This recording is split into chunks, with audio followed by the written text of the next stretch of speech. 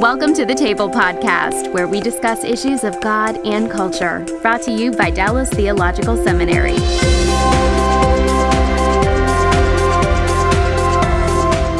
Now we're kind of working through a storyline here. The next move is, if this is serious enough to kind of create a need for distance. I don't know how else to say it, for space.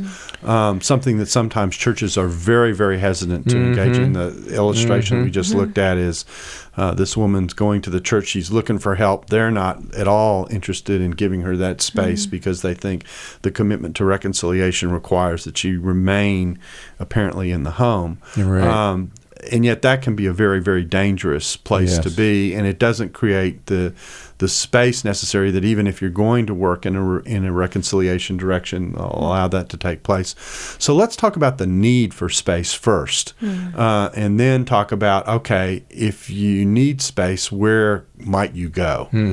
So what about the need for space? We would always want to let people know that the calling for marriage does not mean to put yourself in harm's way in marriage. So, yes, God hates divorce, but he also hates violence. He hates abuse. He hates control for self-serving purposes. See? And so if a person is ever at risk in their sense of safety in their own home, then they need to have an option from that. Like, like we said, it could be a friend, could be a local shelter. See, there's also a hotline if you're just feeling like it's not safe to talk to anybody, but you could call an 800-799-SAFE. That's a national hotline that will help a person who's wondering sort through what's safe and what's not safe, or what their immediate response might need to be in that moment. So I think that's a really good thing for people to have that 800 number available. Now, some people would think, well, I don't have a friend I can go to who I could ask to do this. But that doesn't preclude the possibility of finding help. You've mentioned shelters a few times. Let's talk about the role that shelters play. What for someone who doesn't even know what a shelter is, what would that provide?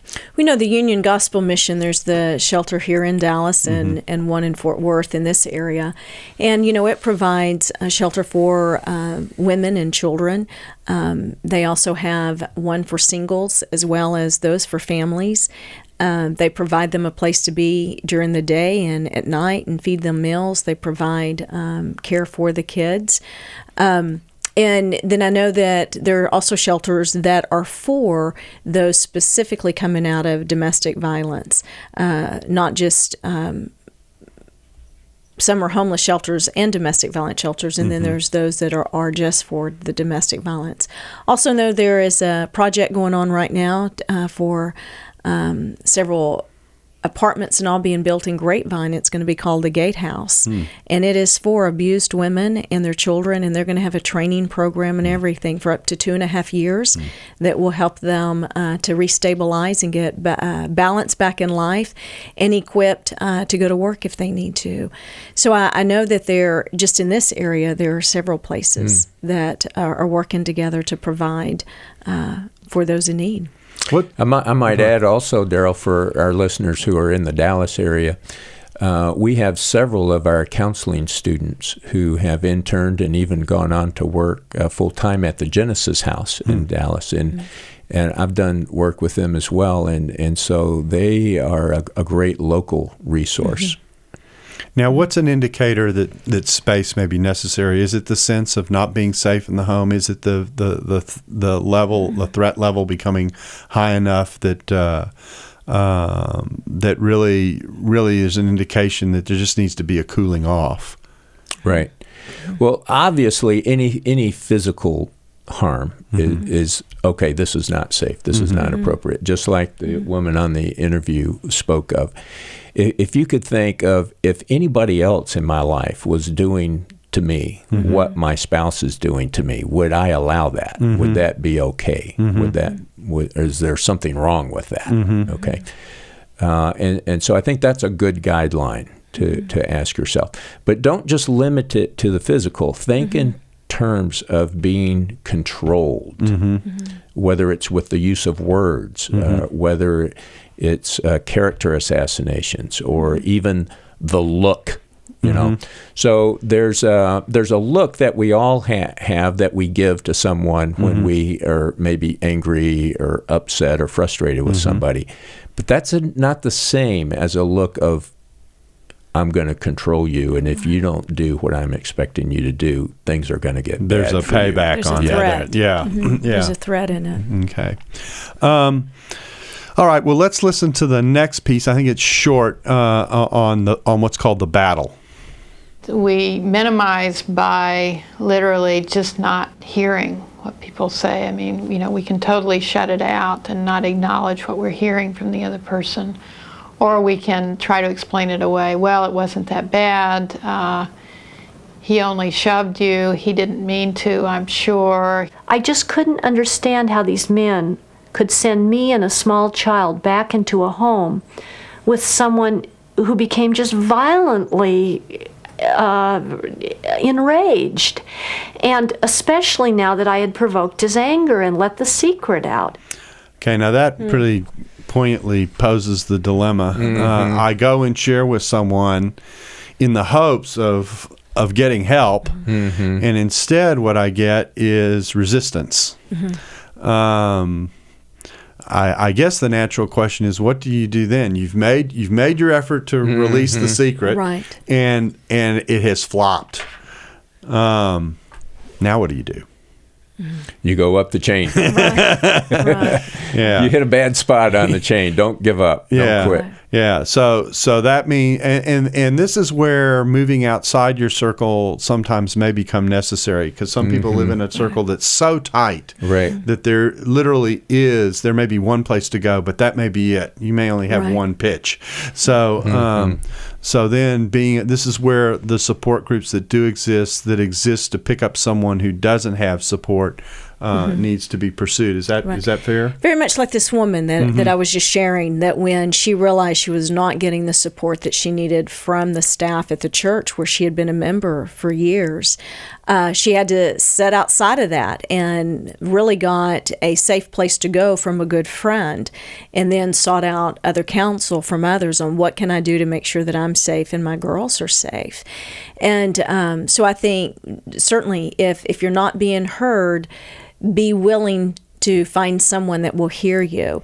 And I know that's so easy for us to say that this is what they need to do when they've been so squelched and so broken that they feel like if somebody doesn't hear me, that these people that I think that I can trust don't hear me, their fear is that nobody will hear them. So I would give that encouragement. In fact, sometimes isn't it true that what happens to a victim is that they tend to blame themselves for the situation that they're in, and so all that does is reinforce the attitude that they have of, well, maybe this really is, this is bad, but maybe I am really a cause. Right. So all the more reason to get a reality check from someone outside that can help you with that way of thinking. Now let's I want to talk a little bit about churches that are put in this situation, particularly churches that might have a very strong stand on divorce. This is a hard move for churches to make, because the reality is, if you do advise a separation, that oftentimes that is the first step towards a divorce. I think the statistics are there to say that that's often what does happen, that oftentimes you aren't able to pull it back together.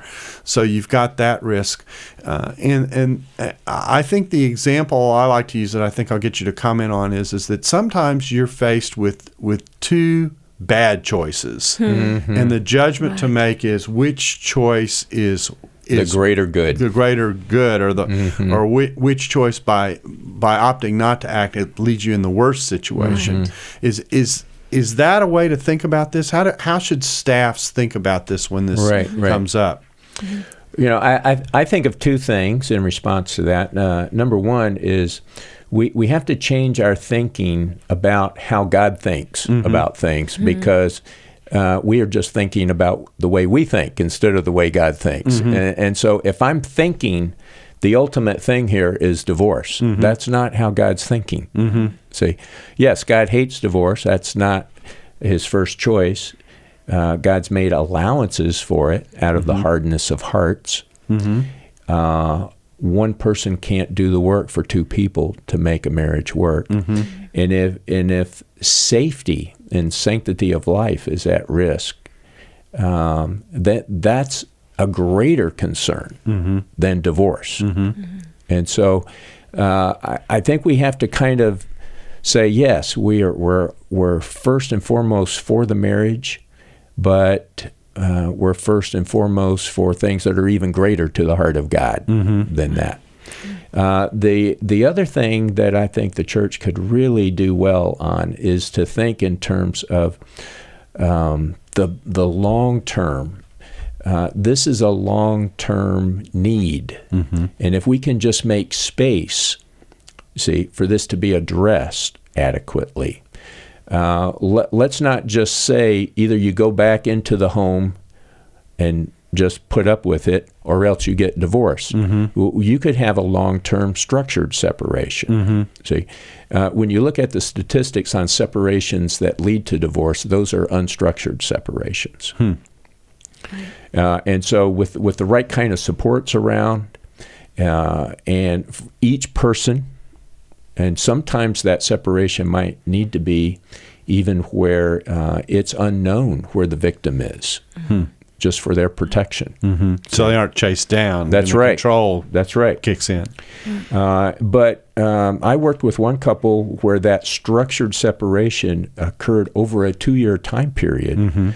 And they actually were reconciled. But it took that much time with each of them going through separate individual steps and stages before they could begin to have even structured contact while they were still separated.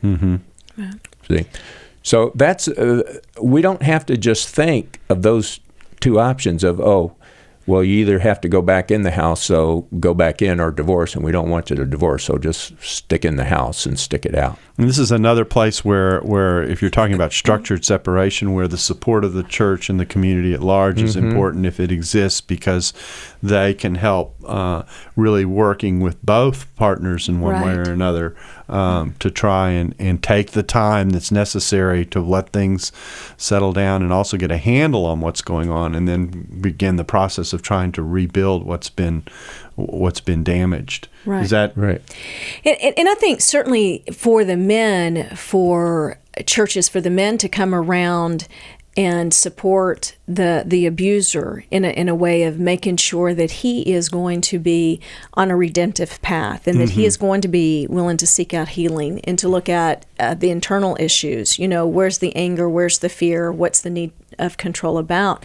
And that, believers come alongside him and walk with him and be willing to confront what is not okay behavior, what's not appropriate behavior for a spouse, so that the reconciliation plan is one for both of them, and that healing would have to take place for both of them. And then, certainly we always hear what hurting people hurt people. So part of it, I would think, would also be willing for the abuser to be willing to look at what is the trauma or the pain in the past that he may be still living with, that causes him to need that kind of control and be abusive. Now, here comes a strange question. I'll acknowledge it's strange before I start. Should the spouses seek the same counselor or different counselors, or does it depend? I mean, it seems to me that the choice of support here is also important in how it works, because sometimes I think you get two different counselors. Sometimes you get in a situation where it's like the two lawyers in a legal case, where you got the counselor supporting one person, and the other counselor advocating for another, and I'm not sure that's the healthiest situation. So how do you sort out the best way to pursue the counseling? Yeah. I would recommend two different counselors and a consent of release being signed by both parties for both counselors, so that the communication can be between the counselors on staying on the same page, being able to validate what change has taken place. And then what I've done in cases like this periodically, then the two counselors and the two parties, we all meet together. And so that we're working, when we're dealing with individual issues, we're dealing with their healing individually, and then we come together, the four of us come together to work on the marital issues and what really has to be changed. Then both parties feels they have an advocate in the room, and they have someone who is there for them personally, but believe that both are for reconciliation. And whether that reconciliation means full restoration of the marriage, or whether it means that they're reconciled, that if it ends up in divorce, it's without bitterness and continue abuse. So. Yeah, it seems to me that's an interesting situation, because I can see where initially you might go to one counselor because that's the person you know, but then the responsibility of the counselor, I take it, in that situation is to recommend, this is really better if each of you has your own person that you're seeing. Is that often what happens? And it depends on where the problem is on the continuum. Right. See, and there's some cases where like what you were just describing, there's so much that would have to happen before that could ever happen, where people are coming together, maybe a year's worth of work even. See, so, but the collaborative structured model would be the ideal thing. And it may be the case that a lot of individual work would have to happen first before that joint work could happen.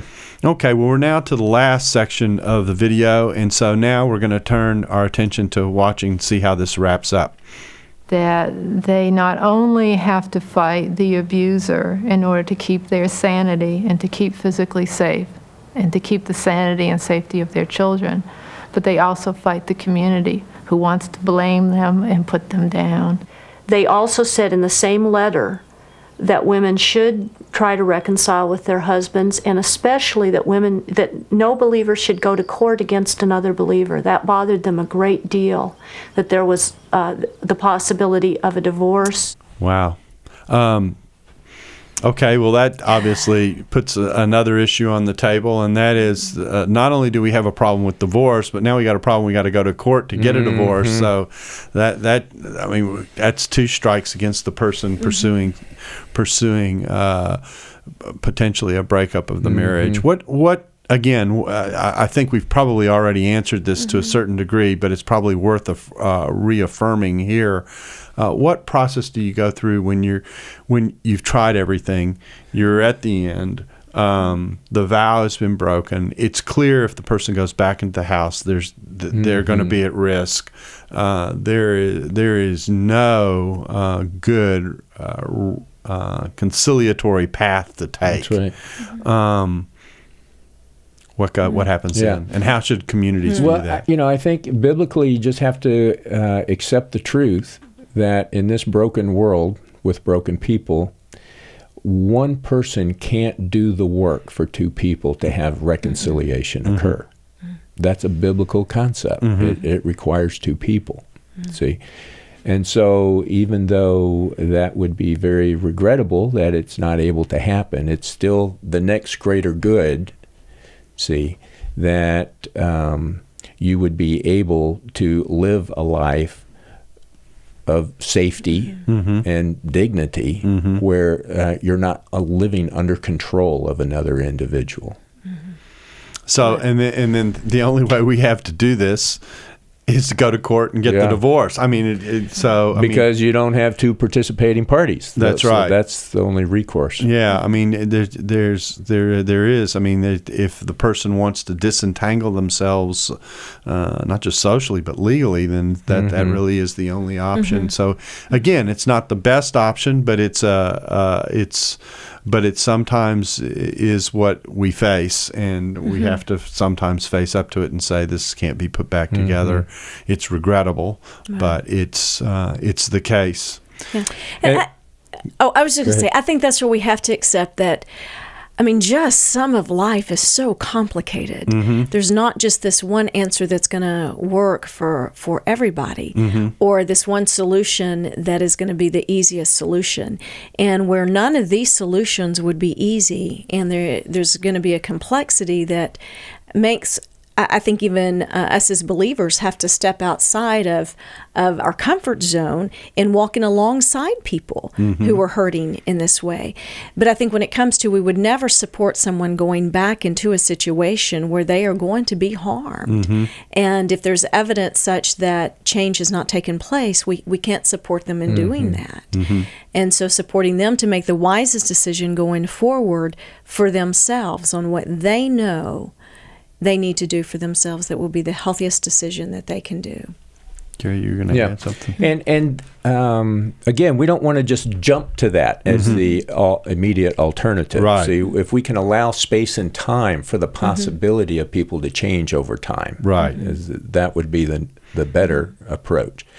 But even if there's not that change over time for the person who is the victim and is following through with the divorce, that's also something that is not outside of God's redeeming work in that individual's life. And so we want that person to be very much embraced by God's redeeming work, even following that bad situation. Okay, well, I think we're down now to the last segment. Let's hear the rest of the video. A covenant relationship like marriage presupposes, I believe, mutuality, trust, respect. It should be a place where persons feel safe and supported. And when one partner brings violence to that relationship, it destroys the trust. If you can't trust your partner not to hit you, it's very hard to trust much of anything. All my years as a Christian, I'd been an evangelical, Bible-believing Christian, and I had deeply believed and taught my students. I was a college professor. I would teach literature. I would teach about God's grace, how He loves us regardless. But that was, I guess I didn't believe it because I was totally surprised to find that God was with me even though I was leaving my husband and the church was telling me I was wrong. But when two people are covenanted together and that violence then is brought to the relationship, it breaks the covenant. Sometimes it's possible to restore that covenant, but it requires a lot of work, particularly on the part of the person who broke the covenant. But very often it's not possible to restore it, in which case I think the religious community's responsibility is to acknowledge that and to help the persons involved to really mourn the loss of that relationship. It was like now I was honest. Now my spirituality could be based on what I really felt and who I really was. And I could really trust and believe in God. And I could tell other Christian women that God cares about us as human beings. We have basic human rights. We have basic human dignity. And it's wrong when anyone takes that away from us. Well, that's pretty powerful to reflect on and think through. You know, I personally find this particular topic the most difficult in terms of dealing with the exception passage in divorce. You know, the two scenarios that the Bible mentions explicitly are sexual immorality, the Greek term is porneia, and the other is what's called unbeliever desertion. It's called the Pauline exception, 1 Corinthians 7. And I often find myself wondering, in all honesty, whether a physical abuse doesn't come under a type of sexual immorality because of the abuse of the person that it represents. I'm curious as counselors what you think of that. That this, as you were saying earlier, this is such a fundamental violation of the person, and of course that's part of what the sexual immorality also is driving at. It's a violation of the vow in a profound kind of way. If this isn't encompassed in those exceptions. You know, Darrell, what I would think biblically on that is when you mention those two grounds for divorce, I don't really take from Scripture anywhere where it says, and these are the only two grounds. And so I would say, yes, those two would be a factor, and I don't really even have to think about how other factors might have to fit under one of those two categories. And so I think just out of the basic sanctity of life and the heart of God against violence, and I would say, and as she was saying on the videotape, and of course of all places within a covenant relationship, that one person should not be trapped into a situation like that. Debbie? To feel that they have no human rights in their own marriage. You know, I certainly believe that if there's psychological abuse and physical abuse, that typically what follows with that is also sexual abuse. And I just don't think at all that we could encourage somebody to stay in that or prevent them to get help by saying, I'm sorry, neither one of your categories fall under what's permitted in the Bible, so you have to stay. And I think that's being able to interpret these things in Scripture, but also understanding the heart of God. You know, one of the things that strikes me about this discussion, talking about the nature and grounds of divorce, is if you look at 1 Corinthians 7, Paul teaches with an awareness of what it is that Jesus taught. You know, he even refers to, this is my word, this is not the word of the Lord. Whatever it is that he knew that Jesus said gave him the comfort zone, if I can say it that way, to talk about unbeliever desertion as a category, even though it wasn't explicitly mentioned by Jesus in what he taught. So this is going in the direction that you're suggesting, that there's something fundamental about what marriage is and what the partners are to bring to marriage that suggests that when we think about the fundamental abuse, not just spousal abuse, but the abuse of the marriage that represents, that it does represent in some senses a broken vow, and that God's heart in that situation wouldn't be for the person to remain in a situation in which they are personally at risk. Yeah.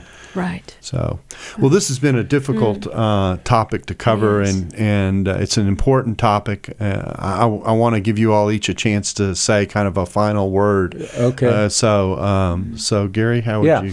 You know, I would say a couple of things. This is a thing that grows with secrecy, and so it's a problem that we're prone to not be aware of or to think about. And so I would say this is really worthy of the church's attention. Yes. The other thing that I would really want to say is that this is not limited to a certain category of people. This is across all categories. Rich, poor, you know, whatever your background is, this is across all categories. And so the third thing that I would want to say for the church is that this is also within the redemptive work of God, that change can happen, and it's a very marvelous, wonderful thing to see the power of God's grace actually changing this kind of a problem. This is not just like a willpower behavior management plan. This is like a total transformation plan, and that's what God does in our lives. And so we need to always, move with that kind of hope. And it will be an intensive exercise in many cases. It will involve a lot of investment and a lot of people to encourage and to support in such a way that opens the door for God to work and change people. Debbie? Yeah. Well, certainly I would say to the church, let's make this a topic that we bring to the table and we're willing to talk about. And then to those who are listening that may question, are they in an abusive situation? They may be saying, well, I've never been hit, so I don't know if I could call it physical abuse, but yet they have many things in their home that are damaged or pets that are hurt. So property and pet abuse is also considered part of domestic abuse. Then certainly there can be the sexual abuse, the physical and or the emotional.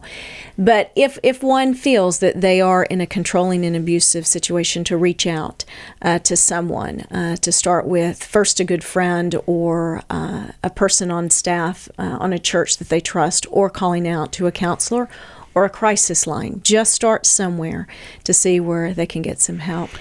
And then, we've talked about possibility of reconciliation, or when it doesn't happen. There's 5 words that I use a lot with clients, whether I'm working with them individually and or with couples, of what I see that God is able to do. And we've got history of it and biblical accounts where he does it over and over again, and he can in our lives, that he rebuilds, he reclaims, he redeems, he restores, and he resurrects.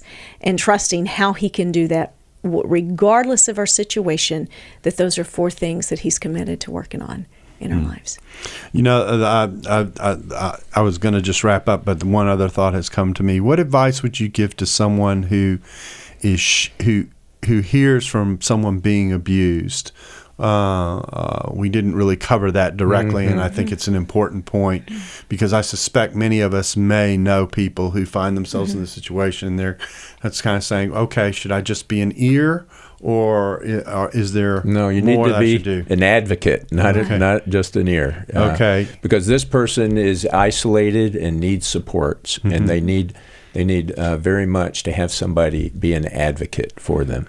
And so that will mean what? Going to bat for them, taking. What do you do with the confidentiality that a person may ask you to have about this? I could see getting boxed in, right, if you will. Confidentiality is always limited with the safety guideline. So if you're ever concerned about somebody being a danger to themselves or to others, then that's a limit to confidentiality. So then the next step is to go to someone who really is in a position to offer more help and support, and see what you can do to rally that support around the person. Is that right? Yeah. Okay. And I think sometime, with that listening ear, we may hear something and we're not certain what they were telling us. We have concern or question. Be willing to go back to that person and say, the other day when we were talking, you mentioned this. And I just really wanted to come back and see, are you okay? Because I think sometimes we will hear something and maybe shy away from it because we are either scared to get involved, or we think, I don't want to think that. We semi-deny it. Or the other end of the spectrum might be, I don't want to be a gossip. I don't want to share something that really shouldn't be shared. Right. That's another, I guess, limit or a concern to have.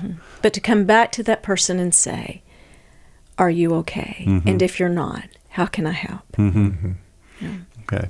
Well, I want to thank you all for coming in and discussing this, and we appreciate your joining us at the table today. A very, very serious topic, spousal abuse, not just domestic violence, but spousal abuse, and we hope this has been helpful to you as you think your way through what is something that often we don't talk about, but we've brought it here because we think it's very, very important to talk about. And we'll welcome back. We hope to see you back at the table soon. Thanks for listening to the Table Podcast. Dallas Theological Seminary. Teach truth, love well.